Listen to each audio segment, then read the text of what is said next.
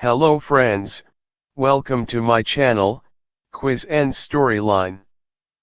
Today, we will talk about a story that begins in 2005. The place is the Alton jail in America, where a prisoner named Quentin Laderman is being brought in. Speaking of him, he was around 30 years old and had entered the world of crime in October 1992. Initially, he and his associates only committed petty crimes. But a year later, when he was presented in court, he attacked a legal officer. For this, he was sentenced to 3 years in prison.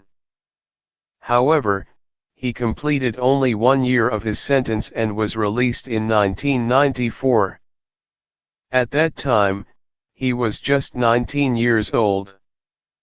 It seemed that he might leave the world of crime, but 2 years after his release, in January 1996, he was caught selling cocaine. At that time, it wasn't clear if he was guilty, but a year later, in 1997, he was convicted of drug trafficking. After the cocaine trafficking conviction, he was given a long sentence and sent to jail. Quentin didn't want to stay in jail for long and began planning his escape as soon as he arrived. He tried to escape multiple times but failed each time. Despite that, he kept trying. After 7 years, in October 2004, he made another attempt but was caught again during his escape. This only made his situation worse. This time, he was sent to Alton Jail, a newly built high-security prison that had been ready for 2 years. As he was being transported to the jail, Quentin couldn't take his eyes off the outside world because he was planning another escape. He observed the roads carefully, trying to memorize the route. When the transport vehicle finally reached the jail, he saw that the building was surrounded by tall walls and had high-tech security, including CCTV cameras everywhere. As he was led inside the prison, his focus was on the stairs and the various security measures. The jail was much more advanced than the one he had been in before. There were fingerprint-activated locks on the doors, meaning no one could open a door unless they had the required fingerprint access. After going through the formalities, Quentin was given a new prison uniform and taken to his cell. With all the security, Quentin realized that escaping from here wouldn't be easy. The doors required officers' fingerprints to open, and the loud sound made by the doors alerted everyone when they were opened. As he entered his cell, he saw that there was a camera monitoring him 24/7.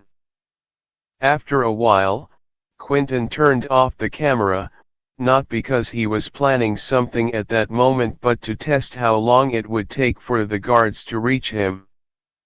It took 3 door openings for the guards to get to his cell.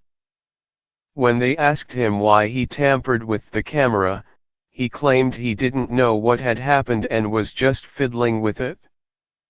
In the days that followed, he spent most of his time exercising, and the prison guards didn't suspect that he was still thinking about escaping. A week later, during a routine check of his cell, he noticed a ventilation window. This was the first time he saw something that might help him escape. However, he didn't know what was on the other side of the vent. He listened closely and heard water dripping, and when it rained, he could feel the humidity in the air, confirming that the vent led outside. Fortunately for him, the vent was in a blind spot, not covered by the cameras. However, the guards frequently checked his cell, so he had to be very cautious. He began reading books, but his real purpose was to use the metal parts hidden inside the book's cover. He had discovered that the ceiling in his cell was thin, and if he had a metal tool, he could cut through it. He planned to work on cutting the ceiling during moments of noise, such as when other prisoners were arguing, to avoid detection. Each day, he cut only a small portion of the ceiling, as making too much noise would get him caught. He knew it would take weeks to complete the task, but he remained determined. After a week of work, he had completed 90% of the cutting. To cover the cut portions, he used a white paste he found in the restroom. When he finally finished cutting through the ceiling, he climbed up but couldn't reach the window that led outside. He quickly returned to his cell when he heard the doors opening again. His escape plan took weeks to execute, but after careful planning and using every opportunity, he managed to reach the window one night. However, the window had a security frame that needed to be cut through, and he didn't have enough time. In the following days, Quentin continued working on the frame, trying to make his escape during the night when the guards weren't paying attention. Eventually, he succeeded in cutting through the frame. As he breathed in the fresh air, he felt like freedom was within his grasp, but there were still a few more hurdles to overcome. We hope you enjoyed this video. Please like it and subscribe to our channel. Thank you for your love and comments. See you in the next video.